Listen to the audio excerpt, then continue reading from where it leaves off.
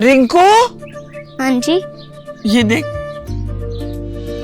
आगे तो चले। सत श्री अकाल बीजी। सत श्री अकाल पुत्र।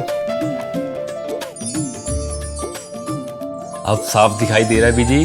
बहुत साफ दिखाई दे रहा है। बीजी इतने टाइम बाद नए चश्मे बनवा ही लिए। किसी अपने ने पैसे भेजे और हर महीने पैसे भेजेंगे। वाह। ਫੋਨਾਂ ਤੇ ਟੂ ਟੂ ਹੋਊਗੀ ਤੁਹਾਡੇ 1 ਤਰੀਕ ਤੋਂ ਬਾਅਦ। ਇਹ ਤੁਹਾਡੇ ਪੈਸੇ ਨੇ, ਇਹਦੇ ਨਾਲ ਕੋਈ ਅਮੀਰ ਨਹੀਂ ਹੋ ਜਾਣਾ ਤੁਸੀਂ। ਮਾਵਾਂ ਭੈਣਾਂ ਨੂੰ ਸਤਿਕਾਰ ਦੇ ਕੇ ਮੈਨੂੰ ਖੁਸ਼ੀ ਮਿਲਦੀ ਹੈ ਇਸ ਗੱਲ ਦੀ। मुख्यमंत्री माँ बेटी सत्कार योजना, आपका अपना भगवंत मान। नमस्कार, मैं प्रियंका, आप देख रहे हैं 4 PM। क्या 2/3 बहुमत जुटाने के लिए अमित शाह टीएमसी के बागियों के सामने गिड़गिड़ाने को मजबूर हो गए हैं? मतलब पहले तो टीएमसी के 20 बागियों का बीजेपी में मर्जर हुआ नहीं और अब 3 सांसदों का इस्तीफा होते ही कैसे बीजेपी के कथित चाणक्य ने घुटने टेक दिए हैं, आपको बताएंगे। लेकिन पहले खेल समझिए।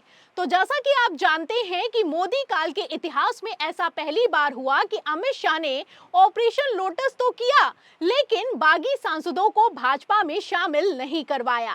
जाहिर है कि अमित शाह ये अच्छे से जानते थे कि अगर टीएमसी के 20 बागी सांसद बीजेपी में शामिल हुए तो डबल फजियत होने वाली है। खेल समझिए। संविधान की 10वीं अनुसूची के हिसाब से स्पीकर ओम बिरला को टीएमसी के सांसदों की सांसदी खारिज कर देनी चाहिए, लेकिन ऐसा नहीं हुआ। पहले तो बागियों को एनसीपीआई में मर्जर करवाया गया, फिर जब फजियत हुई तो स्पीकर बिरला ने अचानक से पलटी मारते हुए कह दिया कि दोनों पक्षों को सुनने के बाद ही आखिरी फैसला लिया जाएगा। फिलहाल अब यहीं पर पेच फंस गया है, क्योंकि एक तरफ टीएमसी के 20 बागियों को लेकर फैसला हो नहीं पा रहा है, तो वहीं दूसरी तरफ टीएमसी के 3 राज्यसभा सांसद इस्तीफा देकर बीजेपी में शामिल हो गए हैं। एक तरफ 3 सांसदों ने बीजेपी का दामन थामा है, तो वहीं दूसरी तरफ अमित शाह ने अचानक से तीनों के टिकट भी फाइनल कर दिए हैं।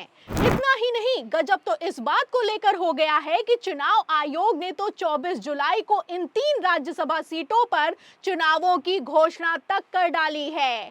मतलब असल टीएमसी आखिर किसकी है, इसको लेकर चुनाव आयोग ने किसी तरह का कोई फैसला लिया नहीं, लेकिन एनडीए का 2/3 बहुमत पूरा करने के लिए चुनावों की घोषणा जरूर कर दी गई है।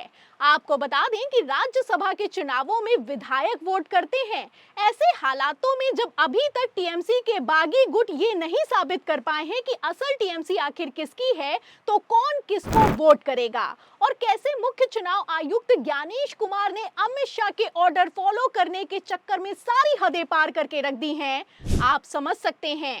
मतलब एक तरफ टीएमसी के बागी राज्यसभा सांसद सुखेंदु शेखर से अमित शाह की मुलाकात हुई, तो वहीं दूसरी तरफ अचानक से राज्यसभा के चुनावों का ऐलान होना ये अपने आप में कोई छोटी बात नहीं है।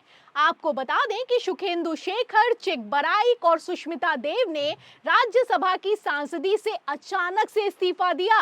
इसमें से 2 का कार्यकाल 2029 तो वहीं एक का 2030 में खत्म होने वाला था, लेकिन फिर भी अमित शाह के डर, लालच और दबाव में इन तीनों ने एक तरफ इस्तीफा दिया, तो वहीं दूसरी तरफ उपचुनावों की तारीखों का ऐलान हो गया।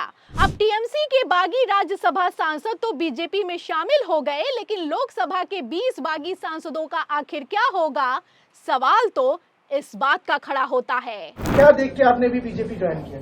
किसका नाम बोल रहे हैं आप? महुआ मोहित। उनकी सबसे बड़ी असुविधा ये है कि उनको कोई लेना नहीं चाहता, तभी वो तृणमूल में है।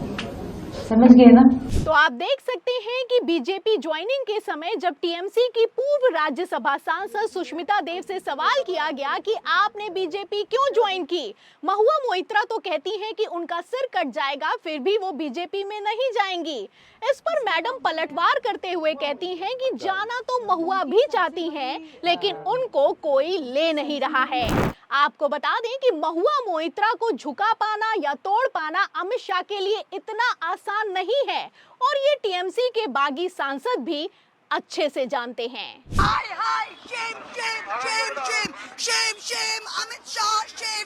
फिलहाल महुआ मोइत्रा तो बीजेपी ज्वाइन करने से रही, लेकिन महुआ से इतर टीएमसी के 20 बागी सांसदों को आखिर क्यों बीजेपी में ज्वाइन नहीं करवाया जा रहा है?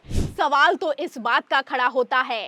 एक तरफ ममता बनर्जी ने बागियों को खुला चैलेंज किया है कि अगर दम है तो बीजेपी ज्वाइन करके दिखाओ, तो वहीं दूसरी तरफ यूसुफ पठान भागे भागे शुवेंदु अधिकारी से मिलने के लिए पहुंचे हैं। वैसे तो बागी सांसदों की मुखिया काकोली घोष ने ऐलान तो कर दिया है कि वो पीएम मोदी के नेतृत्व में अमित शाह के अंडर काम करेंगी, लेकिन फिलहाल ऐसा कुछ होता हुआ नजर नहीं आ रहा है। काकोली घोष ने एनसीपीआई में मर्जर की जानकारी भी चुनाव आयोग को दे दी है, लेकिन इस पर जब तक स्पीकर ओम बिरला आखिरी मोहर नहीं लगाएंगे, तब तक ये मर्जर संभव नहीं हो पाएगा। मतलब बेचारे टीएमसी के 20 बागी सांसद चले तो थे मोदी कैबिनेट में शामिल होने के लिए। काकोली घोष ने तो मंत्री पदों पर भी अपना दावा ठोका, लेकिन अब मंत्री पद मिलना तो दूर की बात है, उल्टा सांसदी पर तलवार लटक गई है। आपको बता दें कि पहले तो अमित शाह बागियों को मोदी कैबिनेट में एडजस्ट भी करने वाले थे, लेकिन अब तो ये भी कैंसिल हो चुका है। सूत्रों की माने तो नायडू की नाराजगी के चलते बीजेपी आला कमान किसी तरह का कोई रिस्क मानसून सत्र के पहले नहीं लेना चाहता है। अब जाहिर सी बात है कि किंग मेकर की पोजीशन होने के बावजूद अगर नायडू को एक मंत्री पद तो वहीं काकोली घोष के बागी गुट को 2 मंत्री पद मिलेंगे, तो नायडू भी इतनी आसानी से कॉम्प्रोमाइज नहीं करने वाले हैं। फिलहाल टीएमसी के बागी राज्यसभा सांसदों की तो बीजेपी में ज्वाइनिंग भी हो गई, टिकट भी मिल गया, लेकिन टीएमसी के 20 सांसदों वाले बागी गुट का क्या होगा? इस सवाल के जवाब में पूरी रिपोर्ट पर आपको क्या लगता है? क्या अमित शाह के लालच में आकर टीएमसी के बागी सांसदों ने बड़ी चूक कर दी है? जो भी आप सोचते हैं हमें कमेंट बॉक्स पे जरूर लिखें। वीडियो को ज्यादा से ज्यादा शेयर करें, हमारे चैनल को लाइक करें, सब्सक्राइब करें, ज्वाइन करें। फिर मिलते हैं अगली खबर के साथ, तब तक के लिए धन्यवाद।